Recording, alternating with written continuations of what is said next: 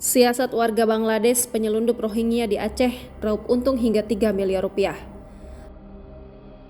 Polisi berhasil menangkap seorang warga negara Bangladesh berinisial HM yang diduga terlibat dalam kegiatan penyelundupan pengungsi Rohingya ke Aceh.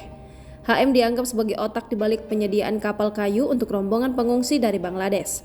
Kepala Kepolisian Resor PD AKBP Imam Asfali menyampaikan bahwa HM telah memperoleh keuntungan yang signifikan dari aksi penyelundupan ini. HM diduga mendapatkan keuntungan sekitar 7 juta rupiah hingga 14 juta rupiah dari setiap orang yang diselundupkan ke Aceh. Jika ditotalkan dari hasil kejahatan tersebut, agen ini berhasil mengantongi sekitar 3 miliar rupiah, ungkap Imam Asfali dalam konferensi pers di PD pada Rabu 7 Desember 2023, seperti dilansir Antara. Menurut keterangan Imam, HM turut berada di dalam kapal yang membawa pengungsi Rohingya saat berlabuh di Kecamatan Muara III, Kabupaten Pidi pada 14 November 2023. Pada saat itu, HM bahkan menyamar sebagai bagian dari rombongan pengungsi Rohingya.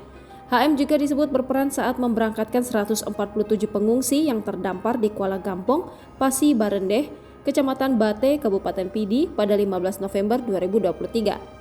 Dalam kasus ini, polisi juga masih mencari 2 orang lainnya yang terlibat dalam sindikat penyelundupan orang tersebut. Download Tribun X sekarang, menghadirkan lokal menjadi Indonesia.